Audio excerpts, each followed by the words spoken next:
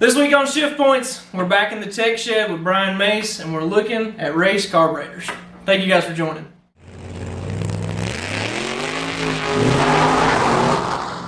Alright guys, welcome back. We're here with Brian Mace again. If you guys remember, it's been a long time ago now, seems like, a couple months ago. Yeah, the weeks get by. Yeah, it really does. A couple months ago, we come into what we were calling a series of videos called the Tech Shed. And what we wanted to do is, Brian Mace here is the tech man for Newport Speedway, the Southeast Super Trucks, Jeff Myers' series, and now Newport Speedway, now that it's back. That's exciting, and maybe something that we can let him plug here in a little while as well. Sure. Really exciting to have him here, and we appreciate him doing this with us. Appreciate the opportunity.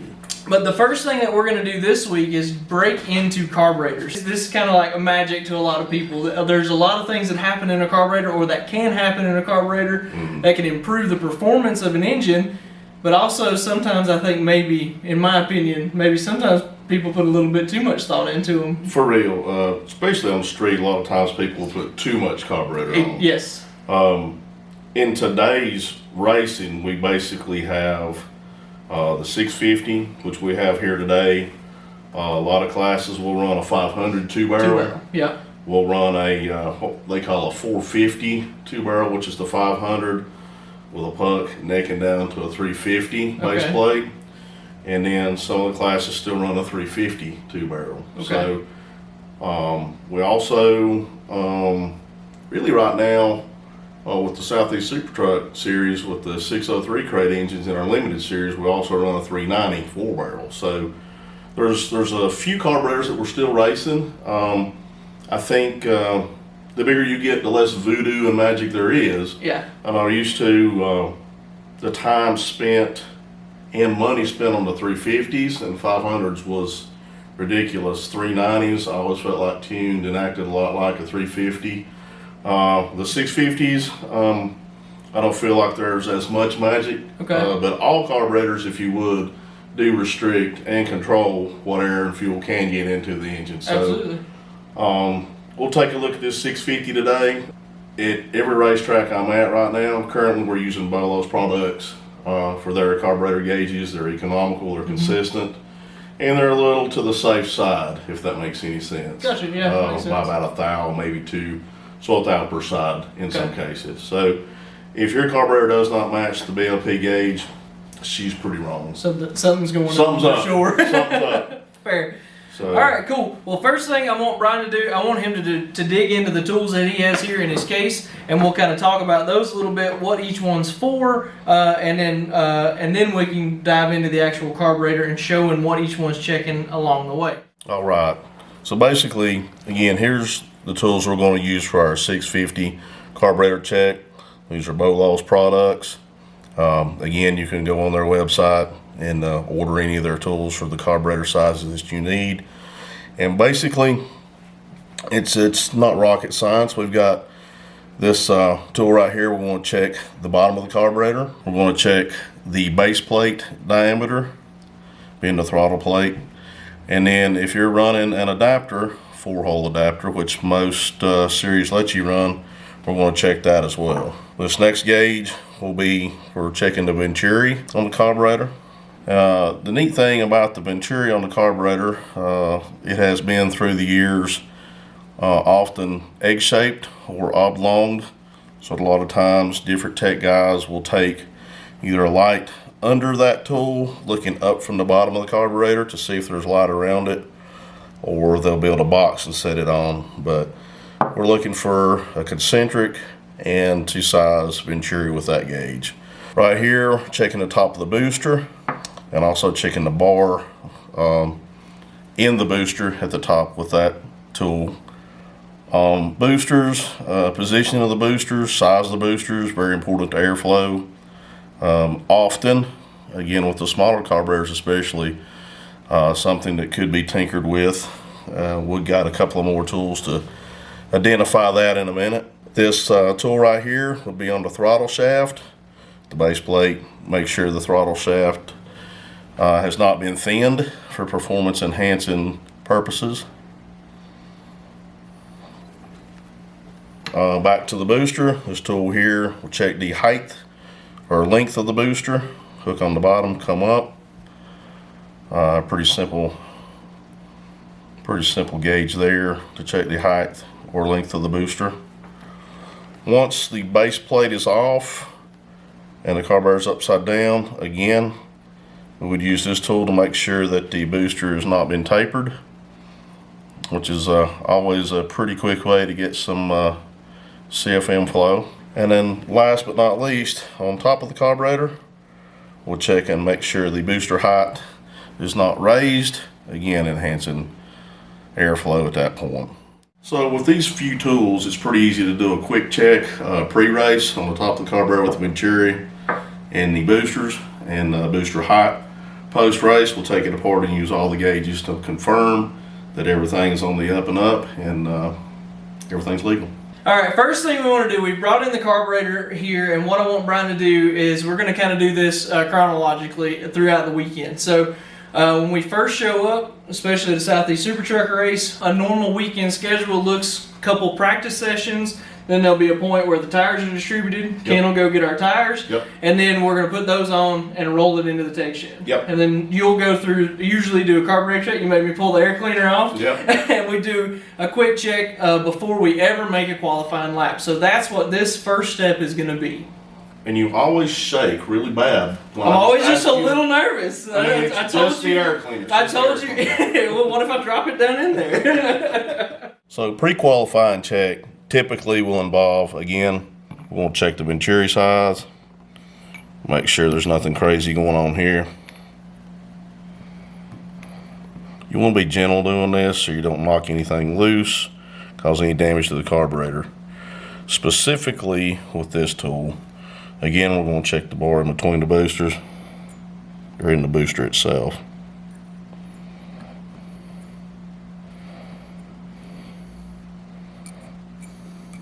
I think it's important to use finesse on that. We'll check the top of the booster.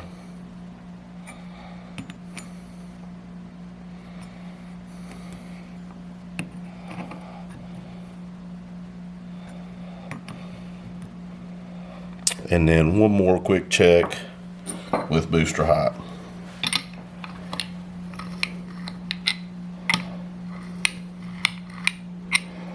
And that will conclude pre-qualifying tech. So basically everything that we just checked pre-qualifying was to make sure that this carburetor is legal. To answer the question just asked, what am I looking for specifically, everything here on top would be better flow, better airflow, enhancements is what I'm looking for. Specifically, let's use the booster height gauge first. If, when I rolled across this, the booster was hitting this or causing it to come off of the surface here, I know that they've raised the booster out of the Venturi to get more airflow, because the booster sitting down in the Venturi is restricting the airflow a certain amount. So the higher you can get the booster, the better the airflow there. Number two, we're checking the booster diameter at top. If this gauge was to just fall down against that leg, the booster leg, it's a pretty good indicator that this booster diameter is smaller, which again is going to enhance airflow at that point. And lastly, the thing that we look for with the Venturi gauge is confirm the basic size of the Venturi. Make sure the gauge doesn't fall down in there. If we've got one that the Venturi gauge just falls down in and again on the booster leg, we pretty much know that there's a situation we need to look at with Venturi size. And another indicator would be if the booster was short here with this gauge, or if the bottom of the booster is tapered, and we'll check that later. But with the checks that we checked pre-qualifying, all of these are to confirm we don't have any flow or airspeed enhancements going on. That is our pre-qualifying check. So now we've rolled out on the track, we've qualified, we've set our positions, and now it's time to race. We get done with the race, and normally you pull the top three. Typically. That's kind of the set, let's say, and then you have the option to pull a random if you want to. Yes, sir. All right, cool. So the top three roll in. That's what we've seen pretty much all year this year. Top three guys going in, and now at that point, the inspection process gets a lot more involved. A little more involved, yeah. Yeah, these guys have. You got to think about it. Why these inspections are so important is to make sure that our playing field's even, right? So that anybody can show up. They've got a set rule book that they can follow, they can look at, and they know that when they roll out there, that the guy that he's racing next to is running a similar or of equivalent equipment to what they've got there. It keeps the playing field even, and it makes better racing, really. That is 100% the goal. We don't want to overcheck and drive people crazy and spend a lot of time, either pre-race or post-race. But I feel like I've not really had any racers complain about either or this year. Most people are very glad to get the tech, as you said, to keep the playing field equal and just a fair game. Yeah, exactly. And you think about the not quality, but the spread of kind of the money involved. That especially in the Southeast Super Trucks, I think you've got guys that show up with kind of like stacker trailers and kind of have this kind of a big money attitude, if you will. And you've got your guys that be more like probably me and you, where we show up almost with an open trailer. I would just be glad to have a car to get there. Exactly right, exactly. Yeah. So and again that kind of plays into that. We got to make sure that the big guy is playing on the same field as the little guy in quotations. And being a tech man, I don't feel like we'll ever catch everything. No. There's a lot of smart people in this sport, and a lot of people are engineer driven. Yep. And I genuinely think that's probably what has made the sport survive for so long. To keep people interested for so long, there's always new ideas. There's always new ideas. I am constantly all week long on the phone with people, trying to keep educated, trying to keep up on what is the latest, greatest. And a lot of us tech guys work together, trying to stay on the same page and not let someone get ahead of us, whether it's under the car, on the rear end, on the shocks, on the front end, spindles, under the hood at the engine compartment. There's just so many things, and it's definitely a big job. Yeah, it's a big job. All right, so we've rolled into the tech shed at this point, and we're going to do post-race tech. Yep, post-race tech for the carburetor. I'm going to again check the things that we checked pre-race. So I'm going to check my venturi, I'm going to check the boosters, I'm going to check the height. And then I'm going to take the carburetor apart. The reason I want to take the carburetor apart is we're supposed to run basically stock from Holley carburetors. So I don't really get too excited about that. What I do want to look at is the meter and block, make sure no one's got crazy with an emulsion system, which could be a huge advantage. But I think, again, with the 650s, you don't see as much working and tuning there because, again, it's plenty enough carburetor for the engines we have them on. Be nice to me, girl. All right.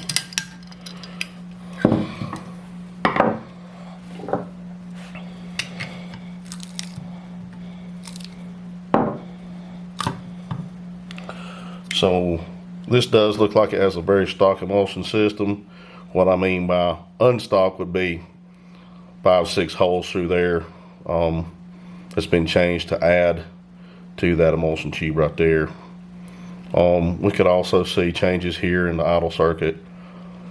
If you see those changes, obviously there would be probably larger jets. I would definitely be looking at this on the primary and secondary meter and blocks of this carburetor. While Brian disassembles the secondary side of this, I'm going to take a quick minute here and plug my buddies over at wafracing.com. They've got these awesome carburetor stands. These are 3D printed pieces. Really make this easy. And even before I told Brian about it, he was already talking about how much he liked this stand. It makes things a lot easier, and you're going to see us use it in a couple different ways as we go forward. But if you want one, check them out, wafracing.com. So once we've checked the meter and blocks, the top end of the carburetor, oftentimes we'd flip over the carburetor to the base plate area. And the first thing I want to do is check my throttle shafts.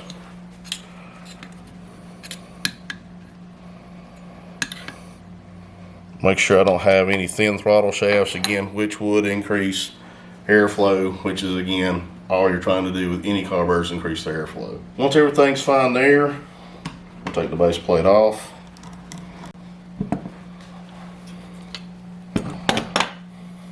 I'm going to use this tool, go ahead and check the bores on my base plate. Make sure everything does not exceed this gauge. And we're definitely good. Do the same thing here, bottom of the carburetor, the body itself. Now, we'll use this gauge here to check the bottom of the booster. Make sure it's to size, not tapered, not undersized. I have no problem with that at all. All right, at this point you can see we've pretty much checked the carburetor from top to bottom. We've looked at our emulsion systems on our metering blocks. We'll make sure we don't see anything weird in our bowls. Another thing that we're really looking for is anything that will pull air other than through the venturi itself. Again, I think we've covered everything with the boosters, the booster height, positioning, and emulsion of the carburetor itself. So at this point, with everything passing our gauges and our visuals, we'll reassemble the carburetor and take it back to the team that finished in whatever position it was that we were checking. All right, me and Brian talked about it, and we thought it made the most sense because the two things that a carburetor is doing is mixing air and fuel. So we've talked about all the modifications of the carburetor that you could do, or what is being checked on the carburetor for the airflow, but the other part of that is the fuel itself. So next thing we're going to talk about is doing an actual fuel test and what they're going to do to verify that you're using the proper fuel in your fuel system during the race as well. Yeah, a lot of tracks mandate what fuel you run. We call it track fuel. I know we have track fuel at Anderson. I'm certain we will at Newport Speedway. And I know Jeff does with the Renegade fuel. So there's a lot of additives. There's a lot of different fuels that will mimic this and in color. Often not stink as bad as like propylene or some of the other fuels will, or clots. But we're going to show you today how we do a specific gravity test to verify to the best of our ability that you are using track fuel. And I'm pretty excited about this one because this is something that I've never seen before, actually. So yeah, we're going to see it together. We're going to put on our rubber gloves and our lab coat. And, get our goggles. Get our goggles and do this. Scientists. Yeah. Scary. So the specific kit that we use today is from Precision Fuel Testing Systems. Again, there's two different ways for different scales and different fuels that you're going to be checking. So like what we did with the carburetor, talking you through the goods and the bads, what Brian's going to do here initially is actually set a baseline. So this is track fuel. This is fuel that's come from the track. He'll do the test on this fuel first, and then that number is what he will use to judge everybody else's fuel that's brought to him after the race. Post-race, yes sir. Cool. A lot of times one of the first things you look at is color, smell, and those are just, again, indicators if there's anything wrong. I've had clear fuel, E85 brought to me. We've had fuel that was a whole lot lighter that didn't check properly on our specific gravity test. So again, as Jake said, the first thing we want to do is get a baseline with our track fuel that day, that temperature. So we're trying to compare as much as apples to apples as we can. So I'm going to fill this beaker up, and then we will use our weight to see the specific gravity of this particular fuel this day at this time. Ooh, steady hand, steady hand. I don't know. I've got drops of precious fuel hitting the ground here, or hitting the table.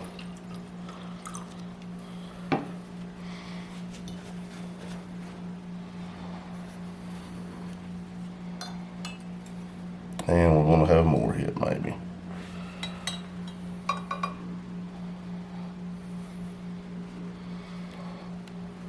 So you take in that graduated centerpiece, and you put it all the way down to the bottom, and then let it come back up, rise. Correct. And then that will give you a number. I'm assuming here at the line. I'm pretty close to a 715 on this. So again, the baseline for this fuel will be a 715 on the specific gravity scale, and that's what all the fuels today would be measured to, plus or minus 5. All right, guys, that's basically going to wrap us up. I mean, at the end of the day, the whole purpose of this video series and what we're doing here is to try and help you guys, is to help Brian educate everybody that he can, anybody that watches these videos.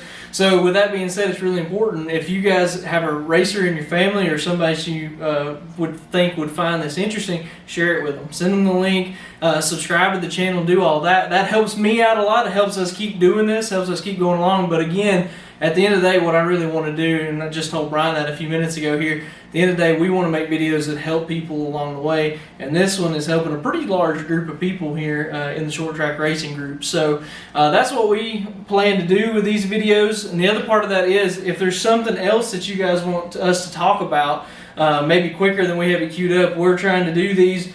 We're going to try to do the next one a little sooner. We were a little slow on this one, just got busy. But we're going to try and keep these going, do different things. If there's a specific rule that you want us to look at, especially if it's at Anderson or Southeast Super Trucks, because that's where Brian is doing the most of his work right now, let us know. And we'll go ahead and pull that one up a little quicker and get a video done for you so that you can really understand why that rule exists, why it's being enforced, and specifically how it's going to be checked whenever you pull into the tech shed. Absolutely. So that's my little plug there. The other thing I want to say just one more time here, if you guys like these carburetor stands, I really like these guys, and that's why I plug these guys. Very cool stand. These WAFracing.com, check them out. Chris is a good dude, drag racer, and he's building some really neat parts specifically with carburetor stuff. So check them out at WAFracing.com. Now the last thing I want Brian to do here is tell us a little bit about Newport.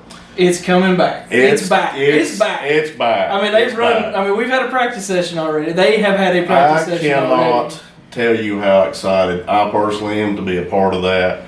I know that Chuck, Rick, and the crew that is there have been, I'm talking 100% effort every day to get this place to what it is now. I looked, Rick sent me a picture last week.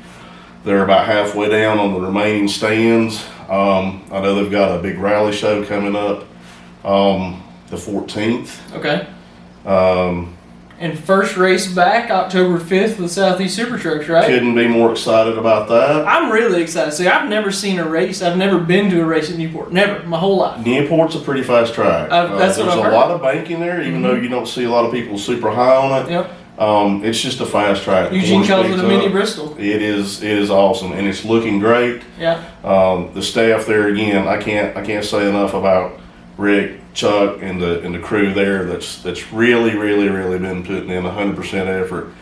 Sometimes 7 days a week. They've got new speakers, new lights. I know there's concerts coming, special events, not only circle racing, but I'm pretty excited. I think it's going to be awesome. It's close. An hour from my doorstep. It don't get closer. It doesn't get closer. It don't get closer than that. We are diligently working on rules. We know the rules that we'll run by. We're just looking to make sure what classes we're going to run. Right. Some of them we will not be able to run due to safety issues.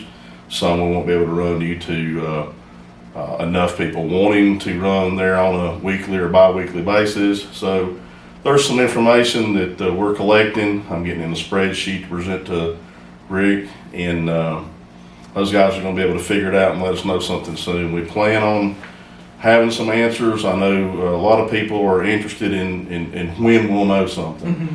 Hopefully by the end of the year is what we're hoping to do with the rule packages that we'll be running for 2025. Hoping to do that in December with Anderson Motor Speedway. With what rule packages we'll be running in 2025. There's some discussion of trying to maybe get the tracks on a schedule together where we run a Friday here and the next Saturday there. Try to make some points happen there. I don't know if that'll work out or not, but it's really cool to see tracks working together. That's really good. And it's so important that we work together, not against each other. And I'm just really excited and humbled by that too. Yeah. So. Yeah, it's a good deal. Like I said, the first race back, October 5th, Jeff and his group at the Southeast Super Trucks, again, I say it all the time. I'm going to give Jeff the big head, but that group just does a really great job. You guys do a really good job. You keep on schedule. Whenever that schedule goes out, it's stuck to for the most part, and it's really hard to do that on a racetrack. It is super hard to do that. There's so many things that can clog that schedule up, whether it's an accident on the track, weather comes through. There's the rain, yeah, exactly. You know, we ran into that last weekend at Anderson, and then coming off of pit road, we had a swamp. We started to go fishing there, but they put some pumps in and got that out. That's good.